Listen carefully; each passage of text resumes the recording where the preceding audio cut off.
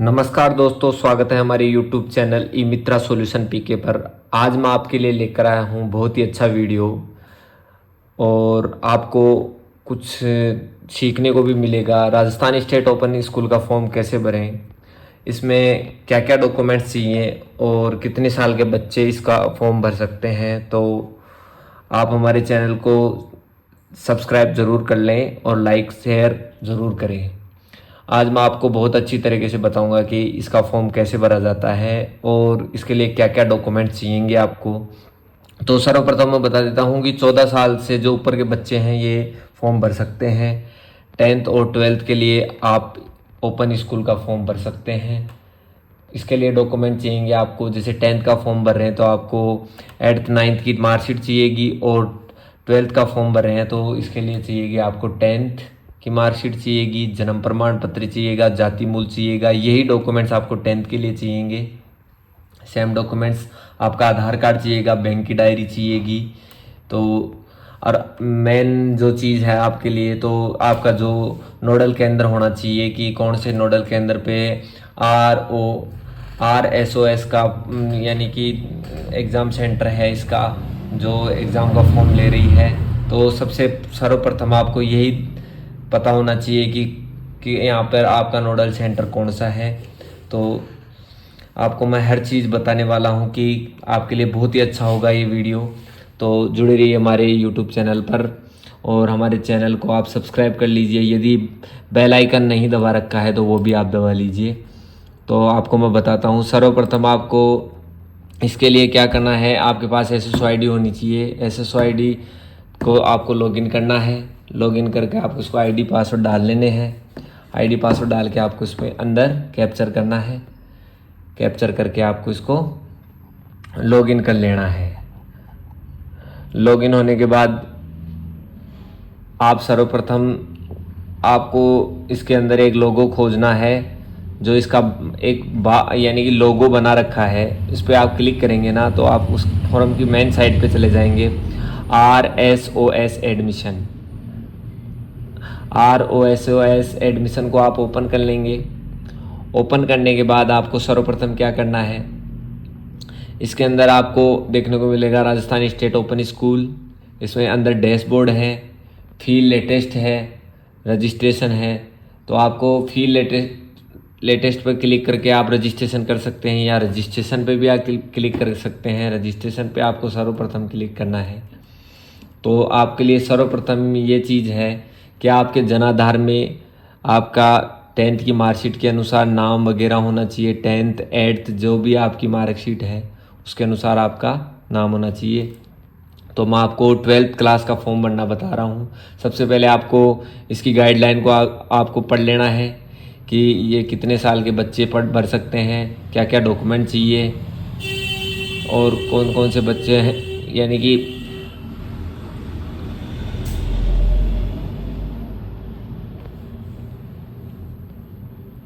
आपको हर चीज़ देखने को मिलेगी। मैं आपको यानी कि इसको मार्क करके दिखाऊंगा कि हाँ कैसे क्या करना है। आपको हर चीज़ मार्क करते हुए दिखाते हुए चल रहा हूँ, तो आप ये चीज़ नोटिस करते हुए चलिए। आपको मिलेगी, आपके पास मूल अंक तालिका होनी चाहिए, मूल अंक तालिका। और आपको फीस का स्ट्रक्चर भी दिखा रहा हूँ कि पंजीकरण इसमें स्ट्रीम चलेंगे। यानी कि फर्स्ट स्ट्रीम में तो ये है इसमें कि आपको सामान्य वर्ग की, और जैसे किसी के ड्यू रह गए हो पेपर या किसी ने ITI कर रखी हो वो फर्स्ट स्ट्रीम लेंगे। सेकंड स्ट्रीम में जो फेल हो चुके हैं वो बच्चे सेकंड स्ट्रीम लेंगे इसमें। तो आपको इस चीज़ का ध्यान रखते हुए चलना है कि अपन को स्ट्रीम कौन सा लेना है, ये भी आपको पता होना चाहिए इसके अंदर। तो हर चीज़ के बारे में आपको नॉलेज है तभी आप इस फॉर्म को भरें, क्योंकि गलत फॉर्म भरने पर क्योंकि इसका चालान भी कट जाएगा और वो बच्चा आगे एग्ज़ाम भी नहीं दे पाएगा। तो आपको हर चीज़ के बारे में नॉलेज हो तभी आप इस फॉर्म को भरें। इसीलिए मैं आपके लिए ये फॉर्म भरने का तरीका लेके आया हूँ कि आपके पास कोई गलती ना हो। इसके लिए आपके पास जो डॉक्यूमेंट्स हैं, आपको ये जितने भी गाइडलाइन मैं दिखाने जा रहा हूँ ये आपको पढ़ लेनी है आराम से। पढ़ने के बाद ही आपको इसको अप्लाई करना है। क्योंकि इतना समझाने का टाइम नहीं है कि आप वीडियो, क्योंकि वीडियो भी लंबा होता है, इसलिए आपको शॉर्ट तरीके में मैं बताता चल रहा हूँ कि आपके लिए 10th की और 12th की मार्कशीट होना आवश्यक है। इसके लिए आवेदन करने के लिए जा रहे हो तो आपको आवेदन करने के लिए आपका सबसे सर्वप्रथम आपको सर्चिंग में खोजना है कि ज़िला कौन सा है आपका। जो भी आपका ज़िला है, चाहे वो नया हो चाहे पुराना, आपका जो भी ज़िला है आप सेलेक्ट कर लें। सेलेक्ट करने के बाद आपका खंड यानी कि तहसील सेलेक्ट कर लें। तहसील सेलेक्ट करने के बाद आपको आपकी स्कूल सेलेक्ट करनी है। स्कूल के लिए आपको पता होना चाहिए कि आपकी स्कूल कहाँ है, तो उसको आप सर्च करें। सर्चिंग में आप देख लें, नहीं फिर फिल्टर कर लें कि कौन सी स्कूल है, तो आप सर्च कर लें। सर्चिंग में देख लो, जो मैं स्कूल के लिए अप्लाई करने जा रहा हूँ वो आपके सामने स्कूल आ चुकी है। मैंने आपके सामने स्कूल सिलेक्ट की है। आप नोडल अधिकारी के नंबर भी ले सकते हैं, यहाँ से आप उससे संपर्क भी कर सकते हैं डायरेक्ट। इसमें कोई दिक्कत वाली बात नहीं है, आप उससे पूछ सकते हैं। कंटिन्यू करें और आगे चलें। आगे चलने के लिए सर्वप्रथम आपके पास जनाधार होना चाहिए और आप राजस्थान के मूल निवासी होना चाहिए। अदर स्टेट के भी अप्लाई कर सकते हैं, लेकिन राजस्थान का जो मूल निवासी है बच्चा वो अप्लाई करेगा तो आपके लिए सर्वप्रथम जनाधार होना चाहिए। जनाधार के अंदर आपका नाम होना चाहिए, नाम एकदम आपका प्रॉपर तरीके से सही होना चाहिए। और ये बात का भी आपको ध्यान रखना है कि यदि आपका नाम जनाधार में है तो उस अंदर आपका मोबाइल नंबर भी होना चाहिए, क्योंकि इसका OTP आएगा, OTP से ये वेरीफाई होगा। और आपको इसके अंदर सर्वप्रथम ये देख लेना है कि आपको कौन से स्ट्रीम से, जो मैंने स्ट्रीम के बारे में आपको बता रखा है कि आपको कौन सी स्ट्रीम से अप्लाई करना है। आपको इसमें सर्वप्रथम स्ट्रीम है, फर्स्ट स्ट्रीम लेना है, जिसमें आपको जनरल एडमिशन लेना है। यदि कोई पुनः प्रवेश हो, भाग प्रवेश हो, अंक सुधार हो, ये चीज़ है तो ये आप इस फर्स्ट स्ट्रीम में ले सकते हैं। और फेल विद्यार्थियों के लिए आपको सेकेंड स्ट्रीम लेना है। इस चीज़ का आपको ध्यान रखते हुए चलना है। वीडियो बहुत अच्छा रहने वाला है आपके लिए। बिना स्किप करे आप इसको देखेंगे तो आपको हर चीज़ समझ में आएगी कि क्या चीज़ करनी है आपको। और हमारे वीडियो को आप शेयर भी करें, क्योंकि शेयर करेंगे तो अगले को कोई त्रुटि हो तो वो भी अगले को समझ में आएगी। अपने यार दोस्तों के साथ इसको शेयर ज़रूर करें। अब आप जिस क्लास का फॉर्म भरने जा रहे हैं, आप इसमें पाठ्यक्रम सेलेक्ट कर लें। सेलेक्ट करने के बाद आप इसको नेक्स्ट करें। Okay, are you sure? मैं कंफर्म हूँ इस चीज़ के लिए कि हाँ, तो आप आगे चलें, नेक्स्ट कर लें इसको। अब नेक्स्ट करने के बाद आपके पास मोबाइल नंबर है, उसका जो पर्सनल डिटेल है आपकी, इसके अंदर आपका मोबाइल वेरिफिकेशन मांगेगा। मैंने आपको पहले पीछे भी बताया था कि मोबाइल नंबर आपका सही होना चाहिए और उसके ऊपर OTP आना चाहिए। तो मोबाइल नंबर का OTP जाएगा, OTP आप डालें और यहाँ पे वैलिड करें। OTP match. अब आपको नीचे आ जाना है। नीचे आने के बाद आपको बेसिक डिटेल चेक कर लेनी है कि आपका एडमिशन कौन सा है, कोर्स कौन सा है और एग्ज़ाम कब लगेगी, आपकी SSO ID कौन सी है, आपका मिडिल नेम है तो मिडिल नाम आप डाल सकते हैं। जो भी आपका बीच में कहीं पे आपको कोई त्रुटि शुरू में, जैसे रजिस्ट्रेशन करते टाइम आपकी कोई त्रुटि रह गई हो तो आप यहाँ पे सही कर सकेंगे आगे। कि आप ऐसे सोचेंगे आपकी डेट ऑफ बर्थ गलत है तो आप आगे सही नहीं कर पाएंगे। स्कूल कौन सी है आप ये भी चेक कर सकते हैं, आपकी स्कूल गलत लग गई हो वो भी आप दूसरी चेंज कर सकते हैं। इसमें कोई दिक्कत वाली बात नहीं है। मैं आपको इस चीज़ें खुलकर बताने जा रहा हूँ। आपको अपने माता पिता का नाम भी आपको इसमें चेक कर लेना है। यदि जनाधार में गलत है तो आप यहाँ पे आप त्रुटि को सुधार सकते हैं। आपको हर चीज़ चेक करती चलनी है। राष्ट्रीयता आपको बढ़ देनी है, इंडियन, धर्म हिंदू, आप कौन सी श्रेणी में, जनरल, OBC, ST, EWS जो भी आते हैं। आधार कार्ड नंबर आपको यहाँ पर डाल देने हैं। जन्म तारीख आपकी जनाधार से उठा लेता है, ये जनाधार से आपकी डेट ऑफ बर्थ सही है तो आप चेक कर लीजिए, यदि गलत है तो आप सही कर सकते हैं। ईमेल ID आपको यहाँ पे डालनी है, क्योंकि ईमेल ID डालोगे तो आपके पास हर मैसेज आएगा। वंचित वर्ग, दिव्यांग यानी कि कोई दिव्यांग व्यक्ति है तो यहाँ पर आप सेलेक्ट करते हैं, नहीं तो आप नॉट अप्लाईकेबल कर सकते हैं। वंचित वर्ग में आप आप वंचित वर्ग में क्या है, जैसे कोई बीपीएल श्रेणी में आता है, कोई स्टेट बीपीएल में है, तो वो यहाँ पे सिलेक्ट कर सकता है यदि है तो, नहीं तो आप नॉट अप्लाइकेबल कर सकते हैं। अध्ययनरत का मीडियम आपको डाल देना है, रेगुलर है आप कैसे हो, जो भी आपको यहाँ पे डाल देना है। माध्यम आपका डाल देना है, मीडियम आपका जो भी है, हिंदी है तो हिंदी आपको डाल देना है, इंग्लिश है तो इंग्लिश आपको यहाँ डाल देना है। अब आपको आपकी जैसे यानी कि आप कौन से क्षेत्र से हैं, ग्रामीण क्षेत्र से हैं, अर्बन क्षेत्र से हैं, या आपको सिलेक्ट कर लेना है। आप एम्प्लॉई हैं तो एम्प्लॉई आपको सिलेक्ट कर लेना है, एम्प्लॉय नहीं है तो आपको अनएम्प्लॉयड सब सिलेक्ट कर लेना है। अब 10th में आप उत्तीर्ण की है पिछले वर्ष, तो आपको सिलेक्ट ईयर, उत्तीर्ण वर्ष का जो भी है वो सिलेक्ट कर लेना है। और यहाँ पर आपको बोर्ड सेलेक्ट कर लेना है कि आपने कौन से बोर्ड से की है, वो सिलेक्ट कर लेना है। और पिछली योग्यता आपकी क्या है वो भी यहाँ पे आपको सिलेक्ट कर लेना है।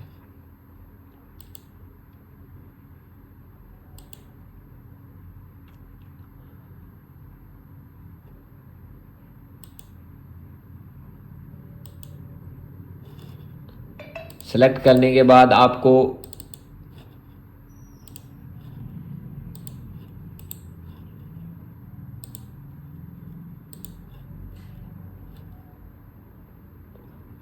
जो कुछ भी त्रुटि रह रही है उसको सुधार कर लेना है, फिर आपको सेव एंड कंटिन्यू करना है। आपको हर चीज़ बताते चल रहा हूँ कि पिछली योग्यता जो भी है आपकी 10th है, 10th के बेस पे ये फॉर्म भरा जाएगा। अब आगे चलते हैं।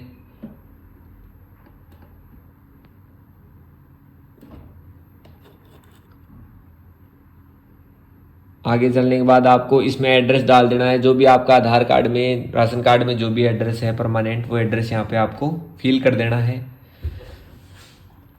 एड्रेस आपको सही फिल करना है, जिससे आपका कोई भी एड्रेस पर कोई भी जैसे कोई मार्कशीट वगैरह डाक के द्वारा आए, या आपका कोई डॉक्यूमेंट वगैरह, कोरियर वगैरह, ये भी कुछ जो भी वगैरह आपको मिले वो आपको अपने एड्रेस पे मिल जाए। इसलिए आपको एड्रेस अपना सही तरीके से, प्रॉपरली तरीके से डालना है। आपके सामने मैं ये वीडियो एकदम आराम से इसलिए बना रहा हूँ कि आपकी हर चीज़ समझ में आएगी, कि आपको कोई दिक्कत नहीं आए, क्योंकि कोई वीडियो एकदम प्रॉपरली तरीके से नहीं बनाता है। मैं आपके लिए प्रॉपर और एकदम करेक्ट वीडियो बना के ला रहा हूँ इस चीज़ का, क्योंकि परेशानी रहती है इस चीज़ की। अब आपको एड्रेस डालने के बाद इसके अंदर आपका ज़िला कौन सा है ये सिलेक्ट कर लेना है। जो भी आपका नया पुराना जो भी ज़िला होगा आप यहाँ पे सिलेक्ट कर सकते हैं। आपकी तहसील कौन सी है सेलेक्ट कर सकते हैं, ब्लॉक कौन सा है आपका सिलेक्ट कर सकते हैं, आपके शहर गांव कौन सा है जो भी आप यहाँ पे टाइप कर सकते हैं। पिन कोड आपको एकदम सही डालने हैं, जिससे आपको कोई भी पत्राचारी का कोई व्यवहार हो आपका, वो आपको सही जगह मिल सके। तो ये एड्रेस, और इसमें यह है कि यदि आपका स्थायी पता सेम है करंट पते पर, तो आप इसको चेक बॉक्स को यस कर दें। अलग है तो आप अलग एड्रेस भी आप यहाँ पे डाल सकते हैं। इसको डालने के बाद आप सेव एंड कंटिन्यू कर लें। इसके बाद आपको बैंक डायरी की डिटेल डालनी है। जैसे बैंक डायरी की डिटेल में आपको बैंक खाताधारक का नाम डालना है यहाँ पर, कि जो भी बच्चा है उसका नाम डाल सकते हैं। कई बार बच्चों के पास खाता नहीं होता है तो उसके माता पिता का भी आप यहाँ पे खाता डाल सकते हैं, कोई दिक्कत वाली बात नहीं है ऐसी। बैंक खाते में जो नाम है आपको वही प्रॉपरली तरीके से यहाँ पे डालना है। इसके बाद आपको बैंक खाता संख्या डालनी है। बैंक खाता संख्या डाल के आपको इसको मिलान कर लेना है कि बैंक खाता संख्या एकदम ओके और करेक्ट है। इसके बाद आपको बैंक खाता के अंदर जो भी लिंक मोबाइल नंबर है वो डालने हैं।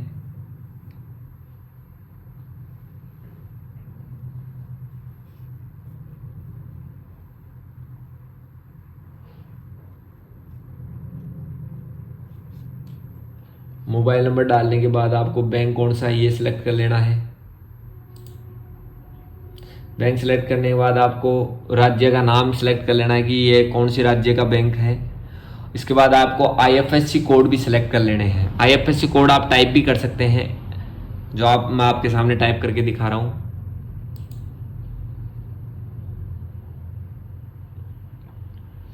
सेलेक्ट कर लेना है। इसके बाद आपका जो भी IFSC कोड पर जहाँ पर बैंक है वहाँ का अपने आप ही ब्रांच खुल के आ जाएगी। इसके बाद आप इसको नेक्स्ट सेव एंड कंटिन्यू कर सकते हैं। सेव एंड कंटिन्यू करने के बाद अपन आगे चलते हैं। इसके बाद आपको यहाँ पर आपकी पासपोर्ट साइज फ़ोटो लगानी है, हस्ताक्षर लगाने हैं। अपलोड में DOB सर्टिफिकेट यानी कि बर्थ सर्टिफिकेट यहाँ पर आपको अपलोड कर लेना है।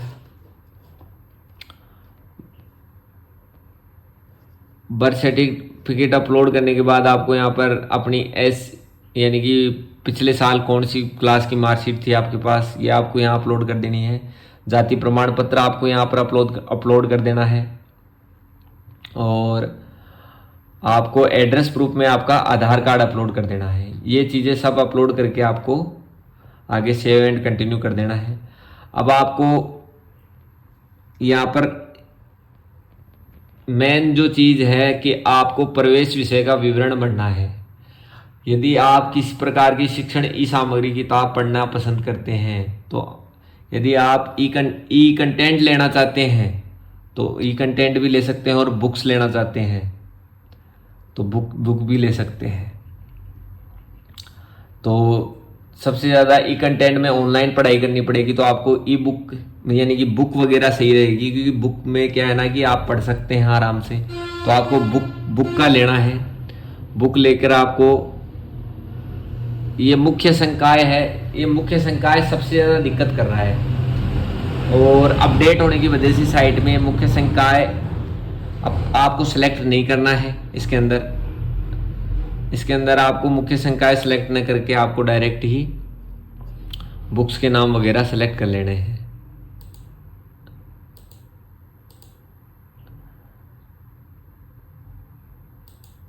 बुक्स के नाम सेलेक्ट करके आपको यहाँ पर बुक्स के नाम भर लेने हैं।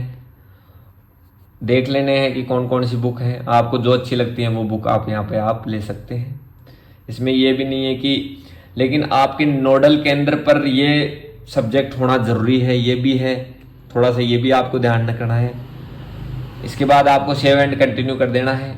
अब आपको आगे आएगा TOC सब्जेक्ट्स। TOC सब्जेक्ट आपको नहीं लेना है। TOC सब्जेक्ट वो होता है जैसे कोई 12th क्लास में हो और उसके बाद वो फेल हो गया हो 2 सब्जेक्ट में और 2 सब्जेक्ट में वो पास हो गया हो, तो वो ट्रांसफ़र क्रेडिट कर सकता है। उसके लिए यस करना है, आपको नहीं करना है। इसके बाद आपको एग्ज़ाम सब्जेक्ट डिटेल देख लेनी है कि आपकी जो भी कंपलसरी सब्जेक्ट हैं वो कौन कौन सी आ रही हैं, ये आपको देख लेनी है आराम से। कोई दिक्कत नहीं, जल्दीबाजी नहीं करनी है आपको। जल्दीबाजी के चक्कर में काम बिगड़ता ही है, अच्छा नहीं होगा आपका। तो हर चीज़ को आपको देखते हुए चलना है। सब्जेक्ट लेने के बाद आपको चेक कर लेना है आराम से। एक बार चेक करने के बाद आपको अपनी सेव एंड कंटिन्यू कर लेना है। इसके बाद आपकी जो फीस है वो आपके सामने आ जाएगी। रजिस्ट्रेशन फ़ीस आपकी 1475 रुपये है और प्रैक्टिकल फ़ीस आपकी 360 रुपये है। तो ये आपकी आ जाएगी फ़ीस, टोटल फ़ीस करके आपको इसको सेव एंड कंटिन्यू कर लेना है। इसमें आपके फॉरवर्ड फ़ीस भी जुड़ के आ रही है 100 रुपये, जो आगे प्रोसेस फ़ीस कहते हैं जिसको। लेट फ़ीस आपकी कोई है नहीं, क्योंकि ये इसकी लास्ट डेट 31 अगस्त है। इसके बाद भी आपकी लास्ट डेट बढ़ सकती है, क्योंकि अभी तक कई बच्चों का ने फार्म नहीं भरा है, तो इसकी डेट बढ़ सकती है।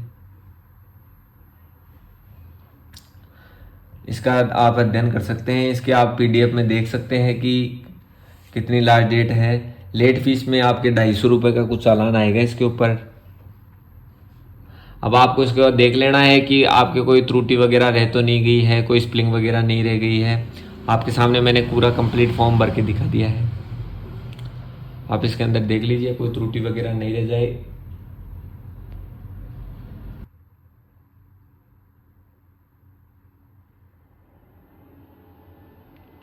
ये सब चीज़ें आपको देख लेनी है। एड्रेस वगैरह सब चीज़ आपको नोट करते हुए चलना है, क्योंकि एकदम आराम से आपको फॉर्म भरना है, क्योंकि बच्चे का भविष्य का भी सवाल रहता है इसके अंदर।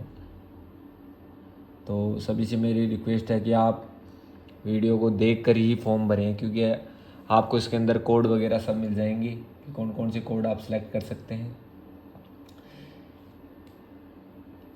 इसके बाद आपको जाति वगैरह ये चेक कर लेनी है कि डॉक्यूमेंट्स वगैरह सही लगे हैं, ये चेक कर लेना है।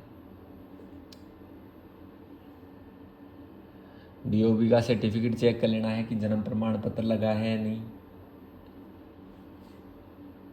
एड्रेस का प्रूफ चेक कर लेना है आपको,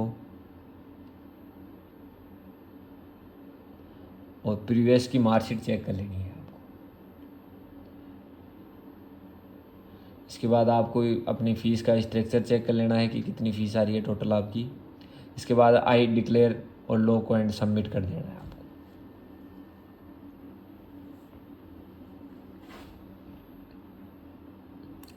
लॉक एंड सबमिट करने के बाद आपको इसका मैक पेमेंट कर देना है। मैक पेमेंट करने के लिए आपको जैसे जिस माध्यम से भी आप करना चाहें मैक पेमेंट, आपके सामने जो भी आपकी देख लो पेमेंट की रसीद खुल के आ गई है। ओके, अब आप जिस माध्यम से भी आप करना चाहें, net banking, credit card, debit card, जो भी आपके पास उपलब्ध हो उसके माध्यम से आप यहाँ पे पेमेंट कर सकते हैं। QR के द्वारा भी आप पेमेंट कर सकते हैं। QR से मैं आपको पेमेंट करके दिखाता हूँ, देखिए।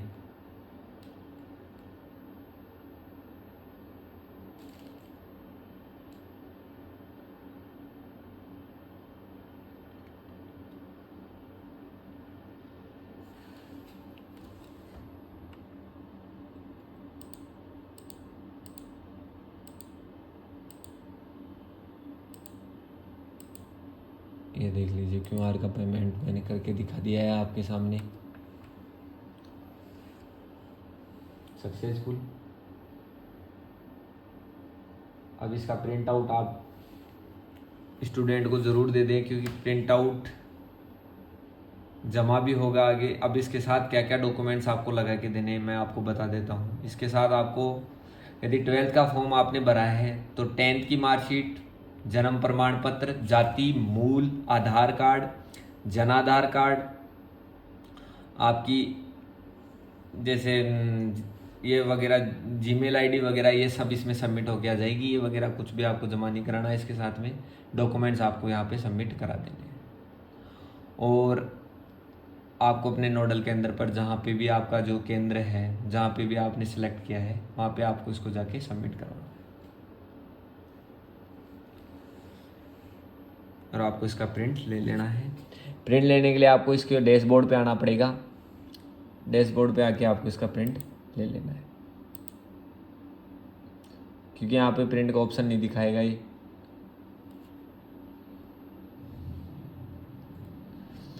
तो हमारे चैनल पे आप जुड़े रहिए, आपके लिए मैं अच्छे अच्छे वीडियो लेके आऊँगा। धन्यवाद। और इसको